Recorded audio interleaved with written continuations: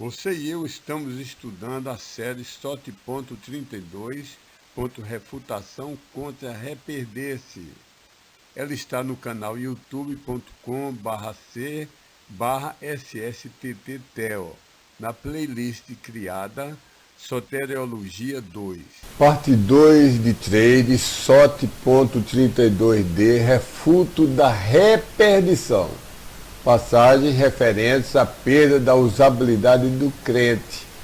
Passagem referente ao crente perder o melhor que Deus desejou para usá-lo para o seu serviço. Agora vamos ver 1 Coríntios 10:5, Hebreus 3:11-19, 4:1-16. Pergunta: ô Hélio, 1 Coríntios 10:5. Parece que a perda de salvação aqui, não é? Meu pastor ensina assim, minha denominação ensina assim. E eu fico na dúvida, eu vejo os versículos que falam que a salvação é garantida, mas eu fico na dúvida nesse versículo. Bem, essa passagem se refere ao grupo de capítulos da Bíblia, de Gênesis a Malaquias, é o Velho Testamento, que são para filhos de Israel, o prosélito, isso é, gentios convertidos ao judaísmo. Vamos ver as passagens, as partes principais. Versículo 5. Todavia, aqui está falando daqueles judeus que se revoltaram, não quiseram entrar em Canaã. Versículo 5. Todavia, não com a maior parte deles teve prazer Deus. Por isso eles ficaram espalhados, prostrados no deserto. Eu lhe pergunto, amigo, está falando de lançamento no profundo do inferno? Não, está falando de morte física, não de morte espiritual. Ficaram os cadáveres espalhados, prostrados no deserto. Então, numa primeira instância, tenho eu que em todas as minhas roupas usar franjas? Seria muito esquisito eu ir com as camisas cheias de franjas, de babados. Ademais, franjas com cordão azul. Ora, número 1538 ordena isso. Eu vou aplicar para mim, você vai aplicar isso para você? Não, isso foi somente para os filhos de Israel no Velho Testamento. Outro exemplozinho. Podia dar muitos. Quanto à pergunta, que me é necessário fazer a fim de que eu seja salvo? Você já notou quão diferentes foram a resposta de Cristo ao jovem rico em Marcos 10:17-19, onde o jovem perguntou o que era necessário fazer para ser salvo, e Cristo diz: os mandamentos tens tu conhecido. Então, Cristo estava dizendo de forma indireta: faça todos os mandamentos com toda a perfeição, que você não vai para o inferno. Não peca uma vez na sua vida.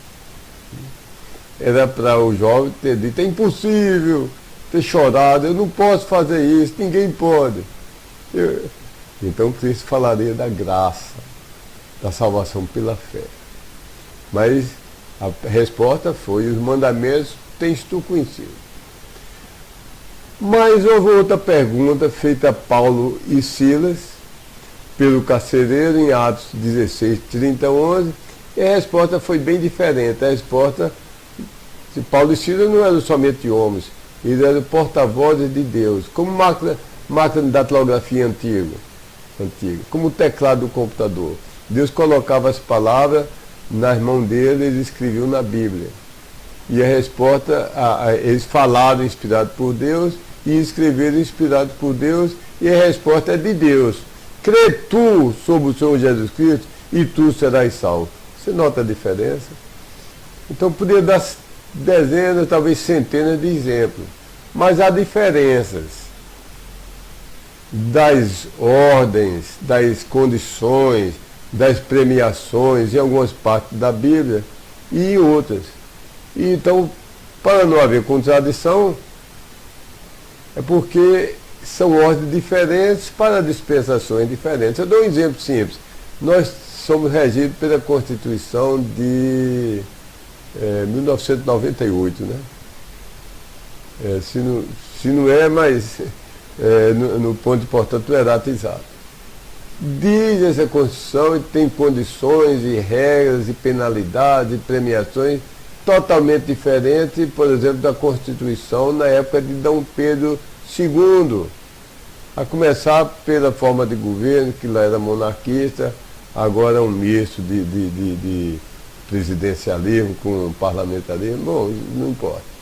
Então, para locais diferentes, para ocasiões diferentes, pode haver uma diferença de regra no mundo humano, e Deus também tem diferença. O que ele falou para Adão e Eva, não é o que ele falou para mim, eu não fui proibido de comer carne. Adão não podia comer carne. As regras são diferentes. Há muitas centenas de regras que são diferentes de um local da Bíblia para outro local da Bíblia, e não há contradição porque são constituições diferentes, são povos diferentes, são épocas diferentes, e é o mesmo Deus, mas Deus tem essa forma de lidar com os seus governados. Ele, na sua soberania, ele é o Todo-Poderoso, ele não deve explicação a ninguém, e deu regras diferentes, obrigações diferentes, né? Cumulativamente as regras foram se acumulando, são cumulativas. Portanto, sim, toda e cada escritura é dada por assopro de Deus e proveitosa, etc., conforme 2 Timóteo 3,16. Mas somente Romano a Filemon, que foram expressamente escritos para assembleias locais neotestamentárias, constituídas majoritariamente por convertidos gentios. Ou então a pastores como Timóteo, ou crentes como Tito e como Filemon, de igreja, membro de igreja. Então, ao falarem aos salvos e sobre os salvos, essas passagens sempre se aplicam a nós. Portanto, sempre que há uma aparente contradição entre um verso falando aos salvos, em Filemon, Romano a Filemon, e outro verso das demais partes da Bíblia, em Judas, em Apocalipse, em 1 Pedro, em 2 João, no Velho Testamento todo. Há uma aparente contradição. Particularmente ao falar sobre a salvação, tudo fica fácil e imediatamente resolvido se ambos os contextos nos dão permissão para interpretarmos assim. O versículo em Romano a Filemon se aplica diretamente a nós, os crentes dessa dispensação de assembleias locais, majoritariamente constituídos por convertidos gentios. E o outro verso, aparentemente contraditor, se aplica a outras pessoas de outras dispensações. Então harmoniza tudo, sem alegorizar nada. No Velho Testamento, a regra realmente era, em certas situações, matar apedrejado uma pessoa que adorava um Deus falso, por exemplo. Mas agora nós não temos essa regra no Novo Testamento. No Velho Testamento havia um governo que era de Deus, escolhido o rei por Deus inicialmente, nem sempre obedeceu a Deus. Mas ele era o representante de Deus e éramos obrigados a obedecer o governo como se ele fosse representante de Deus. Hoje não. Eu posso, entre obedecer ao governo ou obedecer a Deus, quando há um conflito, eu posso arriscar minha vida, sei das consequências, mas devo obedecer a Deus e devo separar entre César e Deus. Então, essa passagem, nós vimos que há diferença. Essa passagem que você aqui me trouxe não trata do salvo dessa dispensação das igrejas locais de convertidos gentios. Portanto, tais alegações nem sequer merecem começar a ser consideradas. Pense bem, não estou falando isso de brincadeira, para parecer engraçado. Pense bem e entenderá como isso obedece à lógica, é requerido é obrigado pela lógica. Eu poderia encerrar minha resposta por aqui. Mas vamos a uma segunda instância. Eu posso lhe escrever mais de 114 versos, onde o próprio Deus fez escrever explicitamente, categoricamente, com todas as letras, do lado da condição única de sua regra contra a salvação, palavras como crê tu, recebe tu, creres e confessar, arrependeres e creres, e do lado do resultado infalível da consequência garantida, ele fez escrever palavras como terás vida eterna, vida que dura para sempre, vida que nunca acabará, não entrarás em condenação, nunca perecerás, preservado, nenhum ser criado poderá nos separar para longe do amor de Deus. Um exemplo, Romanos 8,39, desses 114 versículos, um exemplo. Nem a altura, nem a profundidade, nem qualquer outra criatura, um ser que teve começo, que teve origem, um ser que foi criado, nem qualquer outra criatura poderá nos separar para longe do amor de Deus, o qual está em Cristo Jesus, o Senhor nosso. Então, de um lado eu tenho 114 versos que eu posso provar a doutrina que uma vez salvo, Deus preserva e a pessoa continua sempre salvo, apesar de suas fraquezas. Você quer dizer que tem contradição na Bíblia? Então o ônus, a obrigação, o ônus é seu, a obrigação é sua. O trabalho tem que ser seu de mostrar o contrário. Para mostrar o contrário, você deveria mostrar pelo menos uma passagem, basta uma passagem, diretamente referente aos salvos, passagem em Romanos a Filemon, livros endereçados aos crentes das igrejas de gentios, passagem que explicitamente, com todas as letras, tem a mesma condição acima, crê tu, recebe tu, etc., mas tem a negação da conclusão acima. Passagem que diz, crê tu e terminarás indo para o inferno. Passagem que diz, José Pereira Antônio Figueiredo Fonseca Feitosa era um salvo, um pregador, membro da igreja, mas perdeu a salvação, não reganhou a salvação, desleixou e foi condenada, foi lançada ao inferno e depois lançada ao lago de fogo. Sua obrigação é você encontrar uma passagem que diga isso da forma mais explícita. Decididamente essa passagem alegada, que diz, não como a maior parte deles teve prazer de Deus, por isso ficaram espalhados, prostrados no deserto, não faz isso. Encerremos então essa passagem. Não tem nada a ver com perda de salvação. A contradição, uma vez salvo, sempre salvo, continua perdendo de 114 a 0. Porque ninguém nunca pôde, nem pode agora, nem jamais poderá encontrar um verso que diga que um salvo da dispensação das igrejas locais era salvo de verdade, Deus salvou, depois ele escapou da mão de Deus, tornou-se perdido e terminou indo para o inferno. Eu oro que você venha a crer nessas 114 passagens e seja salvo. Explicação adicional só darei depois de você crer, porque você ainda é um homem natural, muito religioso, como católicos, vi católicos em Petrolina lacerando o corpo com objetos pontiagudos numa procissão.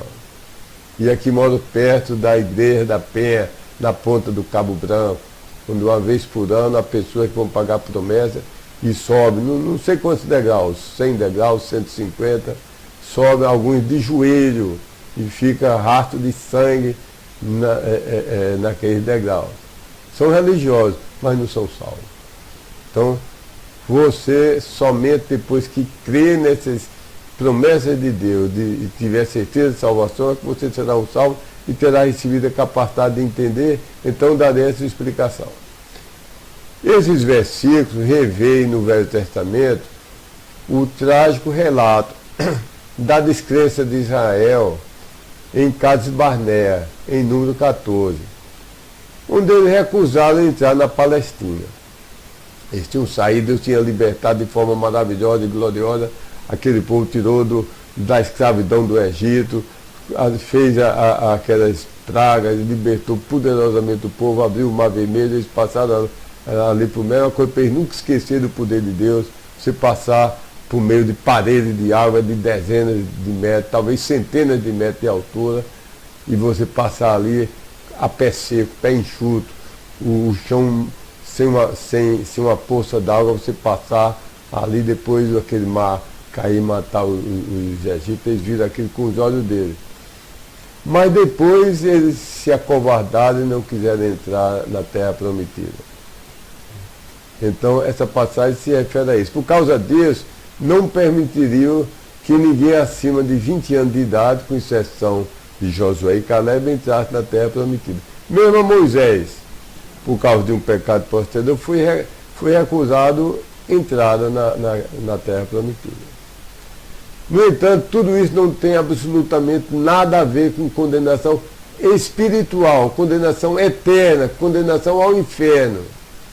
Mas antes tem a ver com destruição física, morte física.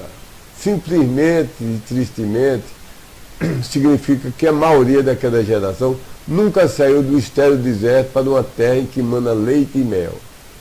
Nos Salmos, somos alertados da reação de Deus ao terrível pecado de Israel no deserto. Dê um pause no vídeo, abre a Bíblia em Salmos 78, 37 e 38, depois Salmos 106, 43 a 44, e nota o amor, a misericórdia, a compaixão, a longanimidade e paciência de Deus. A eventual salvação de Moisés certamente não pode ser questionado. Ninguém vai dizer que Moisés não foi salvo, perdeu a salvação. Embora ele não tenha tido permissão para entrar na terra, ele teve aquela condenação de ficar o corpo prostrado no chão, os ossos dele, aliás, o corpo dele, me perdoe, eu errei aqui, o corpo dele foi levado pelos anjos, foi escondido para o diabo não tomar aquele corpo. Se tivesse apanhado aquele corpo, imagina a idolatria da pessoa ter o corpo e provar que era o cadáver de Moisés. Então, Deus escondeu aquilo para evitar a idolatria de Israel, que é um povo tendente à idolatria. Israel só deixou de ser idólatra depois de sofrer na escravidão na Babilônia. Então, embora Moisés não tenha tido permissão para entrar na terra, ele é mencionado no Novo Testamento.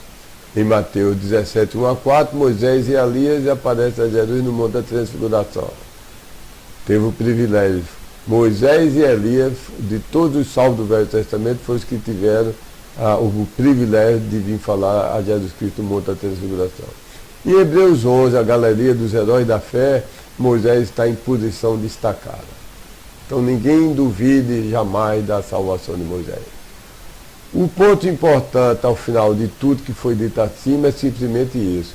Aqui o Espírito Santo está usando Paulo para descrever suas palavras e usa esse exemplo histórico para exortar crentes a avançar em suas vidas cristãs, progredirem, não ficarem estacionados e entrarem na perfeita vontade de Deus. Mais um texto. O Hélio, o que é que você acha de Hebreus 3, de 11 a 19? Que eu tenho dúvidas nesse trecho. O meu pastor e minha denominação ensinam nesse texto, eu ponho em dúvida a certeza de salvação. Resposta. Vamos ver alguns versículos. Versículo 11. Jurei na minha ira, como se eles entrarão para o meu repouso. Isso é uma forma irônica, Deus falou dessa maneira, é a forma que no Nordeste brasileiro tem alguma coisa semelhante. A pessoa pede uma coisa e a pessoa, ao invés de negar, não dou isso de maneira nenhuma, diz, eu vou bem lhe dar isso, como se eu ia dar isso a você. Então Deus está usando essa figura de linguagem. Repetindo, assim jurei na minha ira, como se eles entrarão para o meu repouso. Com isso significando que de modo algum, de maneira nenhuma, eles vão entrar no repouso de Deus. Verso 12. Em tempo nenhum, não haverá em qualquer de vós um coração mau de incredulidade, não se apartar para longe do Deus que está vivendo. Verso 13. Não seja endurecido ninguém proveniente entre vós, pelo engano do pecado. Verso 14, se em verdade retivermos o princípio da nossa confiança firme até ao fim. Verso 15, durante o ser dito, hoje, se a voz dele ouvides, que vós não endireçais os vossos corações como na provocação. Está aí um verso-chave. Essa passagem está falando do mesmo evento dos outros versos acima. A revolta de Israel em Cades Barnea. Não quiseram entrar na terra prometida. Essa passagem está repetindo, essa passagem é repetida muitas vezes no Novo Testamento. Verso 17, cujos cadáveres caíram no deserto. Presta atenção. Não está dito aqui, suas almas e espírito foram lançados para o mais profundo do inferno. Depois foram lançados para o mais incendiado, para o mais aquecido, o fogo mais terrível do lago de fogo. Não é isso que está dizendo. Está falando de morte física, de sofrimento físico, a disciplina de Deus. A disciplina de Deus às vezes inclui a morte aos desobedientes, mas se são salvos não perdem a salvação. Lembra daquele versículo, entrega o corpo a Satanás para a destruição da carne, para que o Espírito seja salvo no dia do Senhor Jesus. Então foi o que ocorreu aqui. Mesmíssimas explicações eu poderia dar, que foram dadas em 1 Coríntios 10:5. Note, não é dito o sumário de todas essas passagens, de maneira nenhuma, nessas 6 passagens que vocês me deram agora. Não é dito, creu, fulano creu, foi salvo durante essa dispensação das assembleias locais de gentil convertido. Depois perdeu a salvação, reperdeu-se, escapuliu da mão de Deus, caiu no inferno e vai ficar lá eternamente e ser lançado no lago de fogo. Mais uma passagem, Hebreus 4:1-16. Alguém pode perguntar, Hélio, agora essa daí vai mostrar que se perde a salvação. Vamos ver. Vamos ver se está dito claramente que um crente perde a salvação. Verso 1. Temamos, pois, que não aconteça que, estando sendo reservado para nós a promessa de entrar para o repouso dele, pareça algum homem proveniente entre vós ficar para trás. Ficar para trás é a mesma coisa de ser lançado dentro do inferno. Não vamos confundir as coisas, distorcer. Devemos prestar atenção nas palavras exatas, não ir além do significado das palavras. Todo é todo, Israel é Israel, igreja é igreja. Deus sabe usar as palavras. Aqui ele diz, não pareça alguém ficar para trás. Ficar para trás pode ser por morte física, cair prostrado no chão, ser fulminado por um raio, morte física. Não é claro que isso significa perder a salvação e ser lançado no inferno e contrariar 114 versos que diz que uma vez que você foi salvo, Deus preserva. Mais adiante, lá para o verso 11. Sejamos diligentes, empenhados, trabalhadores, né? Portanto, para entrar para aquele repouso, a fim de que não, dentro do mesmo exemplo da descrença algum homem caia. Onde é que caia é sinônimo de condenação ao inferno? Caia pode ser morte física, deixar de ser usado por Deus, viver a vida como um filho fora da vontade de Deus, continua filho, tem a sua herança, tem o nome do Pai, mas não tem o amor do Pai, não tem a comunhão com o Pai. Então, mesmíssimas explicações de 1 Coríntios 10:5 que vimos assim. Em resumo, note, não é dito, mais uma vez, vou dizer isso centenas de vezes, quando são necessárias. Não é dito claramente aqui, fulano, José, fulano de tal, creu, foi salvo nessa dispensação das assembleias locais de gentil convertido, depois reperdeu-se, perdeu a salvação, terminou indo para o inferno. Deus lhe ajude a crer nas promessas de Deus. Nesses 114 versos, que é onde Deus promete que quando Ele salva, Ele é quem garante a salvação. Você pode perder a premiação. A premiação é por sua conta. E vem um galardão, pela sua fidelidade você pode ganhar galardões, ou por sua infidelidade pode perder galardões. Mas não perde a filiação. Não há ex-filho. Então, uma vez que você se tornou filho de Deus, Deus se tornou seu pai, não há possibilidade, se está na mão dele, e ninguém pode arrebatar da mão do meu pai, não há possibilidade. Mais uma vez, lhe imploro, creia na promessa de Deus.